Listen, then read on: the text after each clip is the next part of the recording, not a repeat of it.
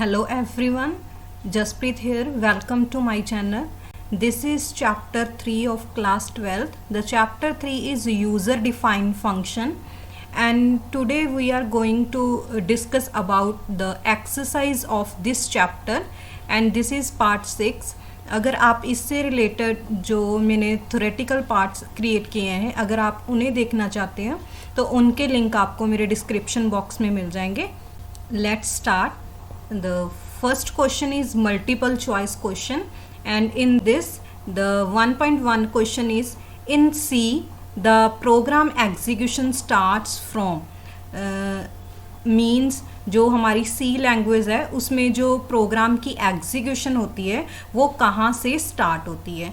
The function which is first defined, जो सबसे पहले फंक्शन डिफाइन होता है वहाँ से, मेन फंक्शन से. Third C is the function which is last defined, जो फंक्शन लास्ट पर डिफाइन होता है. And the function other than main, और मेन के अलावा जो भी फंक्शन है उसके द्वारा. तो मैंने आपको ये हर बार मतलब कि जो भी मैं जब भी फंक्शन क्रिएट करते थे हम, जब भी प्रोग्राम कोई मैं आपको समझाती थी तो सबसे पहले आपको यही बात बताती थी कि प्रोग्राम की एग्जीक्यूशन हमेशा स्टार्ट कहाँ से होती है, मेन फंक्शन से. तो इसका हमारा जो आंसर है वो सही आंसर हमारा है B. And the second question is a function with no action.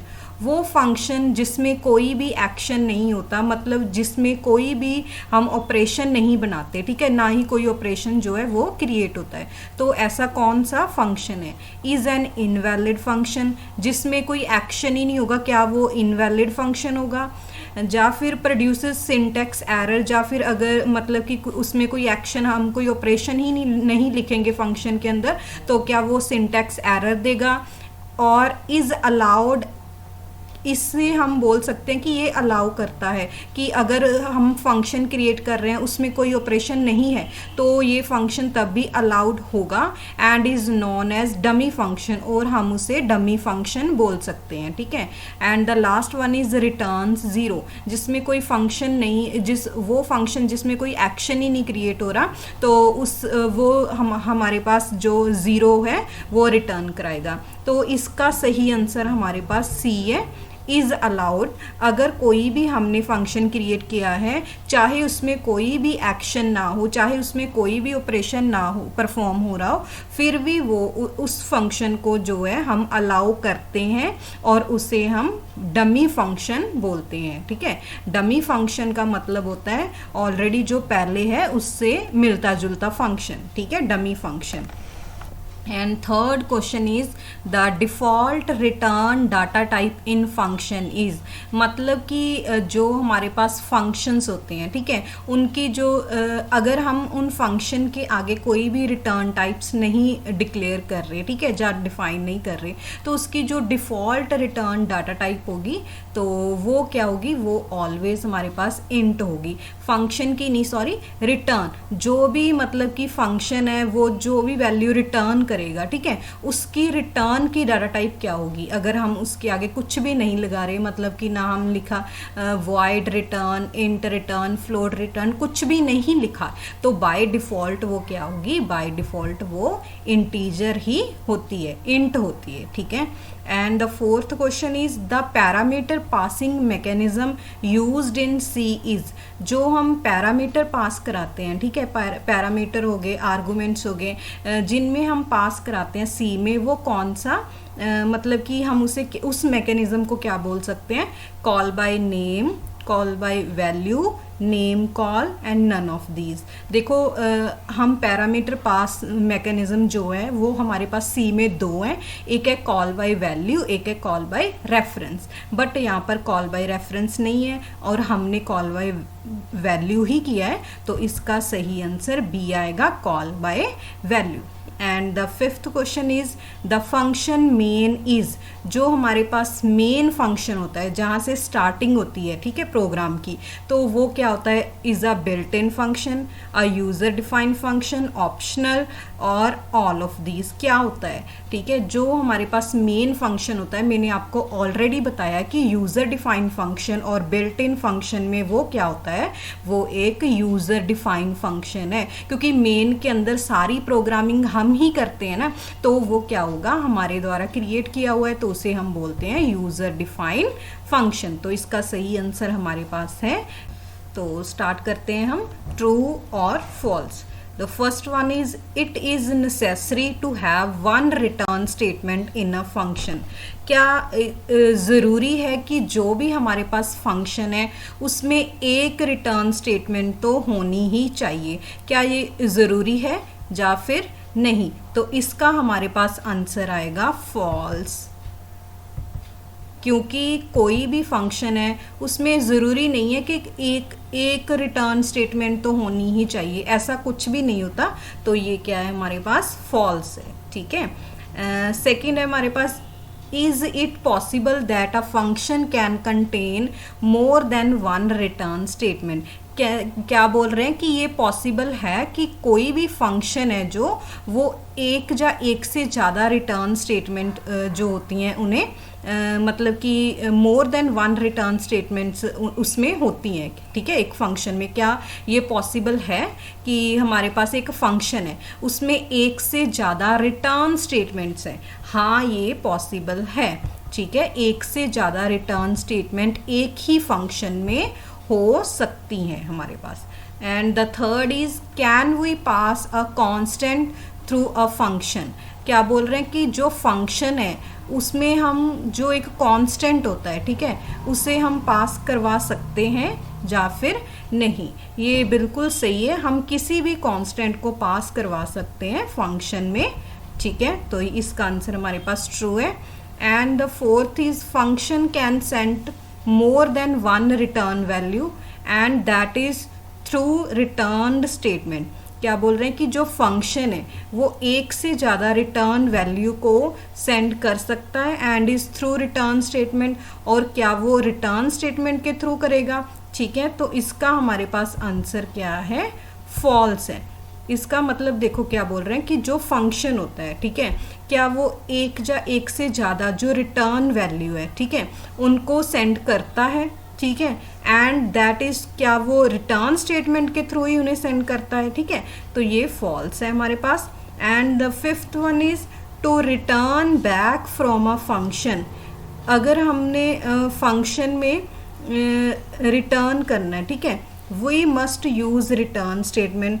क्या अगर हमने कुछ भी रिटर्न करना है फंक्शन में, क्या उसके लिए हमें रिटर्न स्टेटमेंट यूज़ करनी पड़ेगी ही पड़ेगी? ठीक है, तो ये हमारे पास क्या है, ट्रू है कि हमें कुछ भी रिटर्न करने के लिए रिटर्न स्टेटमेंट यूज़ करनी ही पड़ती है। ठीक है, तो ये हमारे पास हो गए true and false. And the third question is, write an appropriate word or output for the following. कुछ एक वर्ड में हमने इनका आंसर देना है। ठीक है, तो हम स्टार्ट करते हैं इसे। तो सबसे पहले देखो क्या बोल रहे हैं, the function are predefined and supplied along with the compiler. वो कौन सा फंक्शन है जो प्री डिफाइंड होता है, पहले से ही डिफाइंड होता है, and supplied along with the compiler, और उसे प्रोग्राम में सप्लाई किया जाता है कंपाइलर के द्वारा ही। ठीक है, कंपाइलर के साथ ही। तो ऐसा कौन सा हमारे पास फंक्शन है? देखो हमारे पास दो तरह के फंक्शन होते हैं, यूज़र डिफाइंड और बिल्ट इन, जो ऑलरेडी पहले ही हमारे कंप्यूटर में बिल्ट इन होते हैं, या लाइब्रेरी फंक्शन होते हैं। ठीक है, वो क्या होते हैं, प्री डिफाइंड होते हैं। तो इसका आंसर हमारे पास क्या आएगा, बिल्ट इन फंक्शन। तो वो हमारे पास बिल्ट इन फंक्शन होते हैं जो ऑलरेडी क्या होते हैं, प्री डिफाइन होते हैं। ठीक है, एंड वो कंपाइलर के साथ सप्लाई किए जाते हैं। ठीक है, कौन से फंक्शन होंगे वो, बिल्ट इन फंक्शन। का फर्स्ट क्वेश्चन का आंसर हो गया बिल्ट इन फंक्शंस। ठीक है, and the second is the function that always exist and is not first calling function. ऐसा कौन सा फंक्शन है जो हमेशा ही प्रोग्राम में एग्जिस्ट करता है, मतलब रहता है, and is not first calling function, but वो कोई ऐसा फर्स्ट कॉलिंग फंक्शन नहीं होता कि सबसे पहले उसे ही कॉल होती है। ऐसा कौन सा फंक्शन होगा जो एग्जिस्ट करता है but not first calling function? तो वो क्या होगा, वो हमारे पास मेन फंक्शन होता है। मेन फंक्शन हमेशा प्रोग्राम में एग्जिस्ट करता है, ठीक है, और इसे हम कॉलिंग नहीं करते, ठीक है, फर्स्ट कॉलिंग नहीं करते। And the third is function declaration ends with a. जब भी हम किसी फंक्शन को डिक्लेयर करते हैं, ठीक है, डिक्लेयर का मतलब क्या होता है कि उसे कोई डाटा टाइप प्रोवाइड करनी। जैसे मान लो हमारे पास ऐड फंक्शन है, ठीक है, ऐड हमारे पास क्या है, यूज़र डिफाइन फंक्शन है। तो हम फंक्शन को कैसे लिखते हैं, ऐसे लिखते हैं, जब हम उसे डिक्लेयर करते हैं तो उसकी एक टाइप लिखते हैं आगे, ठीक है, मतलब कि जो भी उसकी रिटर्न टाइप होगी। तो मान लो हमने यहाँ पर लिखा इंट,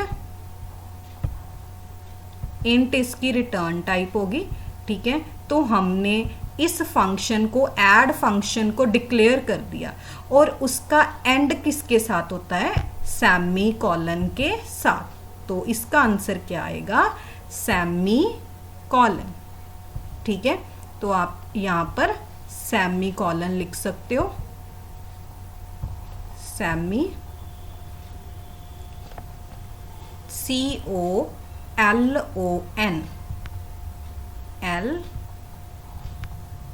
LON। तो इसका आंसर क्या है, सेमी कॉलन। सेमी कॉलन के साथ हमेशा एंड होता है किसी भी फंक्शन डेक्लरेशन का, ठीक है। तो फोर्थ क्वेश्चन हमारे पास है, a function that does not return anything has return type.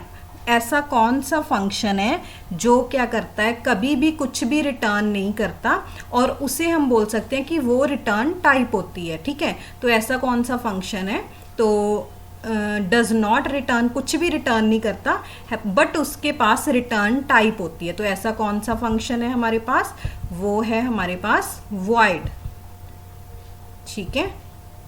तो क्या है हमारे पास, void। तो ये कुछ भी रिटर्न नहीं करता, ये जो डाटा टाइप है ये कुछ भी रिटर्न नहीं करता, ठीक है।